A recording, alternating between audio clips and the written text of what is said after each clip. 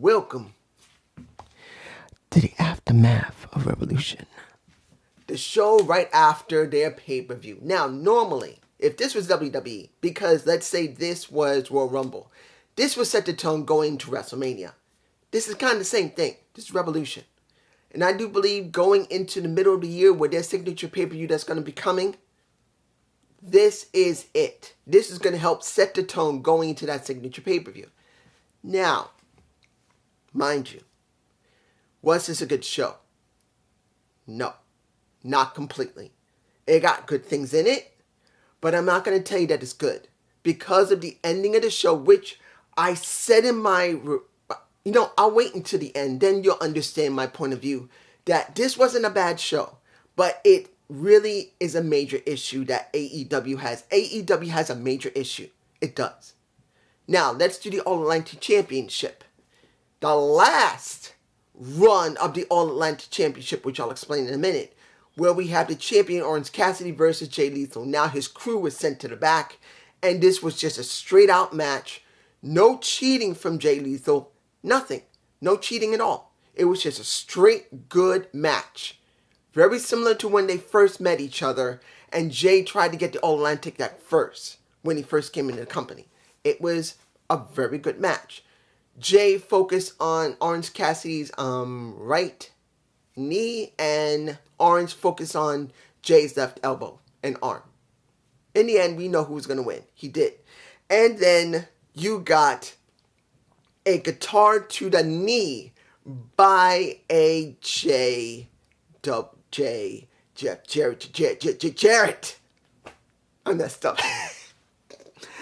Jeff Jarrett basically nailed him in the knee with the guitar, which now is setting up a Jeff Jarrett shot at not the All-Atlantic title in Canada, because this is no longer about the All-Atlantic. They said they now leveled up actuality.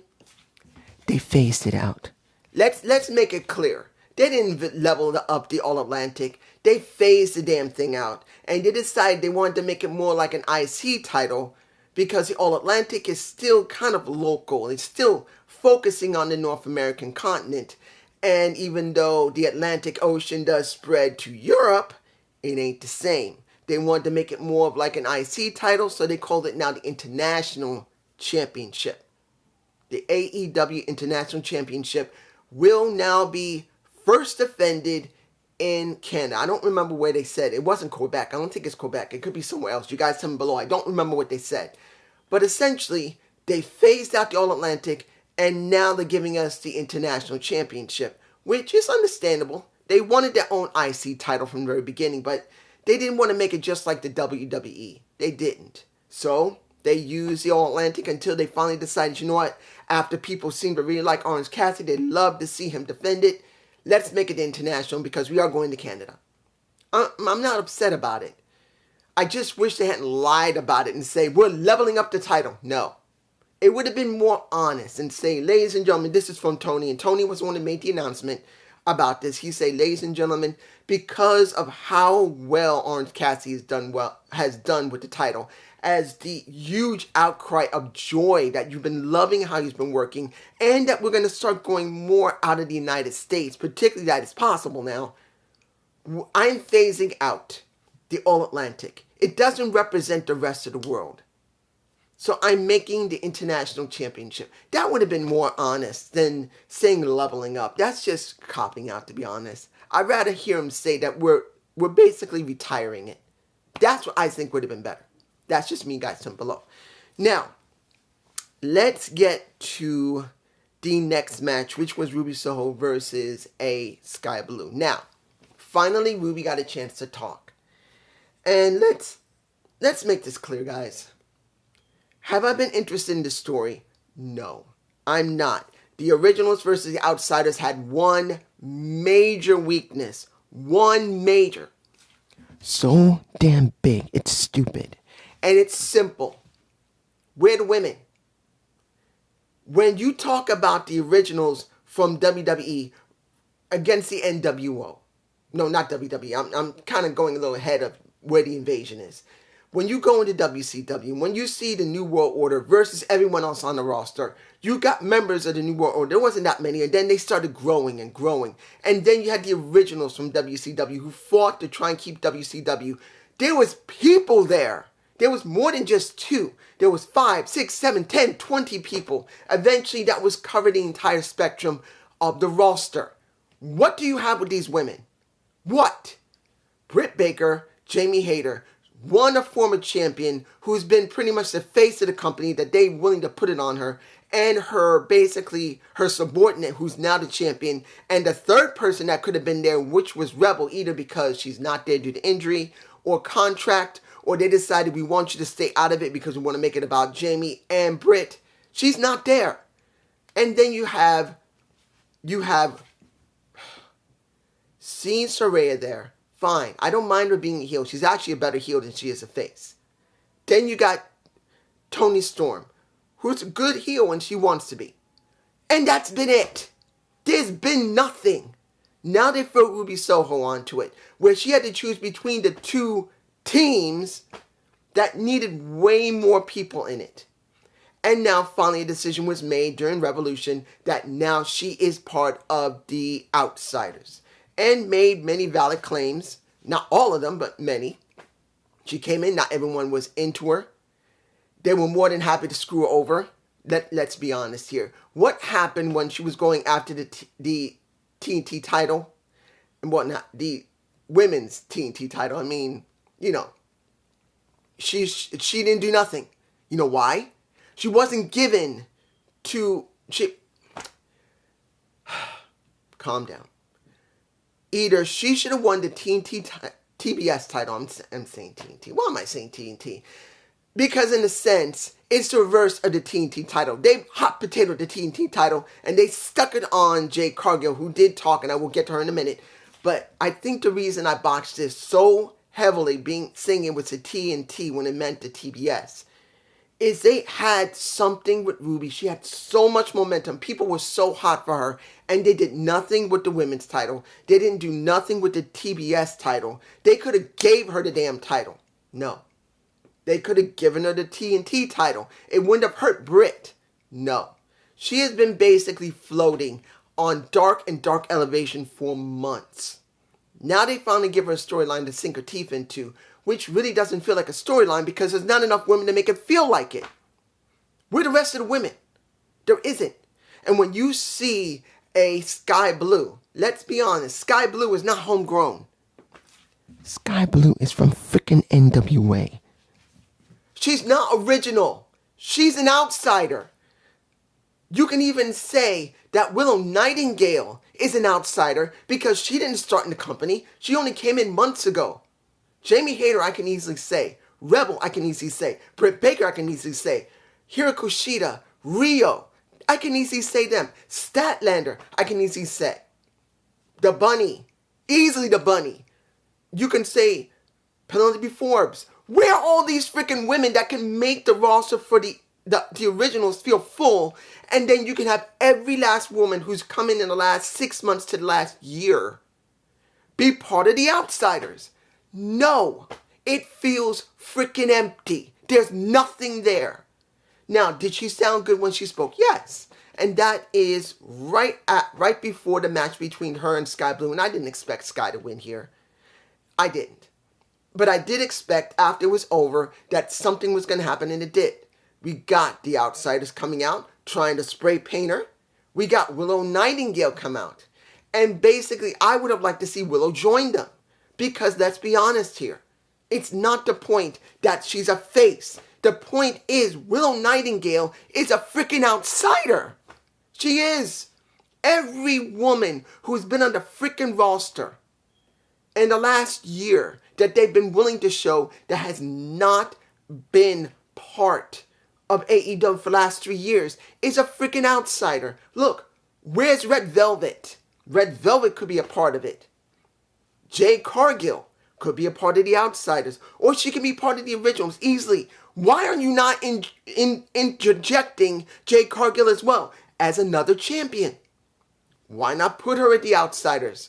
Why not put her with the originals? What the hell is going on here? This isn't a real storyline. And look, Rampage, you're going to have Rio versus Nia Rose. Why are they having this match when one of them should be approached by Britt Baker or Saraya and say, join us? Why are they better this Friday have one of them join, come to them and try and tell them to join. In actuality, the ones that should go for Rio should be Britt Baker. The one that should be going for Nia Rose should be Saraya. Why are they better show up if none of them bother them and they have a regular freaking match on Rampage. This is stupid. And Jade Cargill saying that when they go into Canada, she's having an open challenge for any of the bitches that are there that can easily give her a challenge at 53-0. Why isn't she involved in it? I'm just saying. You guys tell me below. I'm just saying. This does not feel like a real story. This feels like a stupid half-baked story that literally needs every woman on the roster of Dynamite, Rampage, also Dark and Dark Elevation to work. And they're not doing it. And I don't know why Tony won't go there. Why? He wants these women to feel like something. They don't feel like a damn thing. You can throw multiple storylines into this damn thing. And there's nothing. Nothing. It's bullshit. I'm not telling you that the women's division is great. It's not. It doesn't have anything. I don't care if Tony's booking it. I don't care if Kenny Omega's booking it. I don't care if it's Marie Canellas Bellin. If Maria... You know I'm getting angry here. I don't care if Selena Deeps is booking it, Madison Rayne, Maria Kanellis Bennett. I don't care if any of them are booking it. Whoever's booking this is stupid. I don't care if it's a man. I don't care if it's a woman. I don't care if it's Tony. You need to throw all the women that is currently on all the rosters to make this feel full on the main roster on Rampage. If it's only on Elevation and Dark and Dark Elevation, why do I care? Let's move on. MJF had a vid pack. Good. He's going to have a re-bar mitzvah in Canada because his birthday is on that day. I'm alright with that. Not saying it's bad. It's okay. Now, let's see. There was an audio glitch in the very opening of the match between Jay Lethal and Orange Cassidy. I don't know what happened. You can actually hear Taz, and this is something I do gotta talk about. What is going on with Taz? You guys, I want to know what's been going on with Taz. He's been very argumentative. Look, I'm not saying Taz is one of the best commentators they've ever had in wrestling. He's damn good. I always liked him. I liked him when he was working on SmackDown, when he was working with Michael Cole. When they had, and I know no one wants to talk about it, the one who not be named versus Kurt Angle. Literally, that was the best feud I've ever seen that had the best pro wrestling ever had. And he was so good at it. The 2003 Royal Rumble was one of my most favorites when it comes to that type of match where Taz commentated on it and did color commentation. But I don't know what's going on with him. Lately, especially with Tony Schiavone, they've been really having problems. Look, there's nothing wrong with them joking around on the mic. It happens. It shows they have a good banter when they want to be. But lately, Taz has been having problems with Tony. And Tony has been having to take it. I don't know what's going on with Taz. I don't know if there's a problem with his son or his wife or his own life, whatever the fuck it is. This is getting annoying to see that he's arguing. When the Jericho Appreciation Society came out, and I'll talk about that in a moment, you can hear him.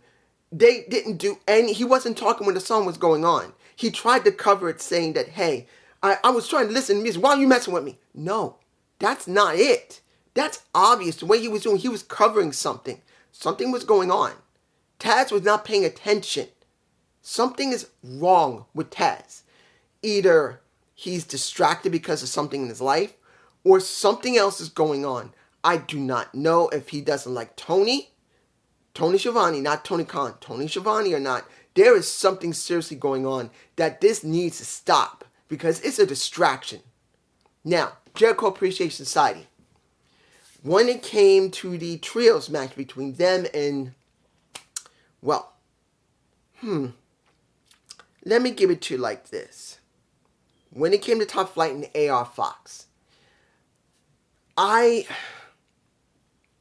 Dante and Darius, I like them. But I don't know why they're teaming them together with AR Fox, who should be on his own. Honestly. I don't know why. They couldn't put someone else with, well, I'd rather see them in the tag division, not in the trios division. They have so few teams in the tag division. I don't feel anything there. They care more about the trios division than the tag. Then retire the tag division and focus only on trio. Because that's the way it feels. The tag division feels completely neglected. So I'd rather see them in the tag division than be with AR Fox in the trios. You had guys, for 2 years, we literally had so many people on the damn roster and so many factions that were working either tag or trios. You couldn't feel it. Now, you got no tag division, and you feel more of the trios division than anything else. Of course, you know the JS won. That's not the point. The point is that Chris Jericho wants a shot at those trios titles. He already called it the House of Black, but the Elite came out, and there was a little banter, particularly Don had to try and stop them. And I think it's due to the fact they're going to be in Canada next week, and due to the fact they wanted to hype it for Canadians, which is fine. I didn't have a problem with it. The promo that he did was fine, saying pretty much, you are considered, this is to the Lionheart, you are considered going down in history, one of the greatest wrestlers that ever came from Canada. But you're second best to this one right here. And he's talking about his nephew. And he's saying you're not going to gain anything. I'm fine with that. That was fun. Sad thing is that this is so short-nerded. I'm botching here because I'm angry. Everything feels like this, guys. You guys tell me below if you really hyped for a match between the House of Black, who came out and said, you guys want it, come get it next week. It's going to be a triple threat for the trios. That means it's going to be 9 people, 3 teams, not 6, 3. And there's no hyping for it. None. You couldn't wait about a month before pulling the trigger on this? You couldn't wait to build up some type of problem between the House of Black and the JS, or the House of Black and the Elite? You couldn't have fights. You couldn't have ring segments. You couldn't have interviews. You couldn't have none of it. You do one talk, and now you're going to have the match next week. Next week. It's not enough time. You couldn't take almost 3 weeks to build this just after Revolution? It doesn't feel important. I don't know. You guys tell me below. I don't know. Okay. The video of Bryan Danielson and also Hangman Page. I'm going to do them both. When you see Bryan Danielson saying that at one point during that match with MJF, he literally, when he got hit in the head and then was put into the label lock, he began to lose feeling in his arms. I'm sure more than a few people, even though this is a work, let's be honest, guys, it's a work. It's a work. He's all right. We know he's all right. Just like what happened with, and I know even though my other video from NXT said, is Roxanne okay? Is she hurt? It had to be done like that because whether you believe it or not, you still have to worry. Even though we knew it was a good chance it was a work, and I even said it's probably a work, but you still worry, particularly what happened with Hangman Page. Accidents do happen in wrestling. Hearing this from Bryan Danielson, even though it is a work, still makes people nervous because he does have a jacked neck. He has several concussions that he just finally recovered from. You're going to feel very like this, particularly that he bled so much and then he had no choice but to tap like this on his own head in the label lock. You're going to feel nervous. We know he's all right, but it still pulls at you because you know how hard he struggled to come back from wrestling. And now hearing him say, after this happened, I'm going home. Good. That'll give us some time to see how they're going to book him going forward. I have no problem with him being gone. That's what I kind of wish for Moxley. Because Moxley is still on the damn roster. And the match he had with Reynolds and Silver, guys, this boy needs to get off TV. Cena Bryan Danielson is going away for a little while, maybe about a month, or 3 weeks to a month. He'll be gone for a little while, which will give people more time to think about what might happen, and hopefully will give Tony and whatever writing team he has, if he has one, to really start booking him, maybe to deal with a CM Punk, maybe to go up against MJF again. Don't know. But when it comes down to it, at least I know they'll do something with him. With Moxley, he hasn't rested yet.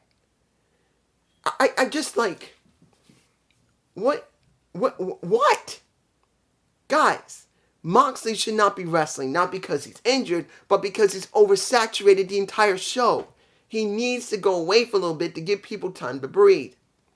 It's not about the match quality. Look, the person that shows the greatest promise of how they wrestle is John Silver. I'm not against Reynolds. I like Reynolds. He's not a bad wrestler. But John Silver, Johnny Hungy, is such an interesting kind of character and wrestler. They need to push him by himself. He needs to be a singles competitor and go after the TNT or now the soon to be newly rebranded international title. That's just me. When it came down to, when it was all over, we still got to fight. And then Hangman Page, who I know I didn't say anything when I was talking about Bryan Danielson, he talked about this supposed to be over. But it wasn't, because it got dragged right back into it once Reynolds was being choked out by Mox. And then the beatdown to Silver. And then the beatdown to Uno. That's what we're getting. House of Black dealing with the Elite and the JS. And now Blackpool Combat Club is now dealing with the Dark Order. That's what we got right now. Is it good booking? I can't tell you yes or no yet, because we still need time to develop it, if they develop it. If. That's if. I don't know. But it's not bad wrestling. Let's make this clear. I want people to understand I'm not talking about the wrestling and the match qualities.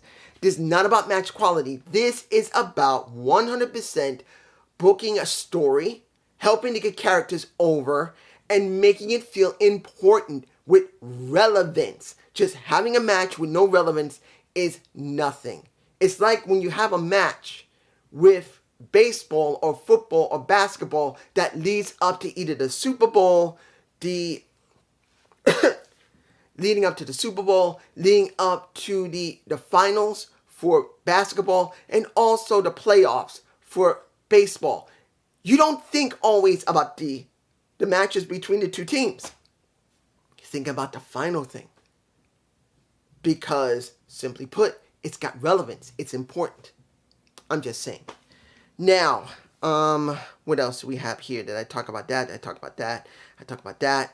If I'm forgetting something, I'm sorry. I know I'm forgetting something. Okay, the final match. TNT Championship. Basically, falls count anywhere, anything goes. Powerhouse Hobbs versus Wardlow. Both of them needed to win. Guys, they just hot potatoed again the TNT title to Powerhouse Hobbs. Why did you strip it off Samoa Joe? You could have left it on Joe so he could job the Powerhouse Hobbs, and then it wouldn't feel so stupid. This is not about the match itself. They started having a fight outside, and, well, let's crank this back. Before the show, Wardlow got his car broken into. Supposedly, someone broke into his car and took his stuff. So he had no ring gear. Nothing. Someone stole it. They are in Cali, so Cali has been known to have people break into your car and grab your shit. So if it's real, if that was real, looks like it was real, possibly, he got his shit basically stolen. So they decided to do a falls count anywhere, anything goes to compensate that he didn't have his shit. So it was not the match quality. It wasn't a bad match. But here's the thing. Why did you make him win this damn title if he was going to flip it just to Powerhouse Hobbs? Why? It made no sense. You should have left it on Samoa Joe and let Joe retain at Revolution and then have a standard match. So, or this same type of match for Joe and Powerhouse Hobbs. You could have gone there, but no. You could have even just you could have just skipped the TNT title. You could have used the ROH bit because, yes, ROH has its own shit, but you could have had something going on with ROH, at least one showing of ROH on the pay-per-view. Just one. It could have been for the TNT TV title. It could have been for that, and he could have defended since he's on their roster as well as ROH that's on Honor Club. You could have done it. The only title that goes from one show to another, because that's what this is. Samoa Joe works on both shows. He works on ROH whenever they start. I think next week. And here, he could have been the only that could have been the only ROH title defended on Revolution. There would be nothing wrong with it. And they could have done that. And you never have to worry about it. And then you could have done this match either this week or next week as a triple threat. Anything goes between Samoa Joe, Wardlow, and Powerhouse Hobbs, and still give Powerhouse Hobbs what he wanted, and still bring out a QT Marshall saying simply, I got you, to Powerhouse Hobbs. I keep my word. We hadn't seen QT Marshall in months. He finally shows up. He whoops pretty much with a steel chair to the stomach, to the head, and then he helps powerbomb a Wardlow off the stage and could not answer the 10 count. Hobbs wins, no problem. But why did you do this? Why? It doesn't make any sense. None. For Powerhouse Hobbs to win a title off of someone who just won off of somebody else. That is stupid booking. You could have left it on Joe. Hell, you could have just left Joe off the TV completely. Left Joe off the pay-per-view completely if you wanted to do that. If you didn't want to have the ROH TV Championship defended, which would have been alright. Could have been alright. Because Samoa Joe jumps between both shows because he's got both titles. It wouldn't have been a problem. But no. The aftermath. After Revolution. Do I believe this is a good show? No. Was it totally bad? No, it isn't. The show's fine, but it's got a lot of problems. The women's division is garbage. It just doesn't work without enough women on both sides. You should have put women from Dynamite, Rampage, Dark, and Dark Elevation. Give both groups have real women, at least 6 women or 5 women, those who are for the outsiders, those who are for the originals. Let them smosh. There's enough women to do it. You didn't do it. The All-Atlantic Championship being retired and turning into the International Championship. Why did you have to say it's leveled up? Why don't you just honestly say we're retiring it because we want to be more international? There's no shame in it. None. Leveling up is a crock. It's really a crock. That's not leveling up the title. That's just trying to hide the fact you want to make it just like what the WWE has as a intercontinental title. I'm just saying. Peace.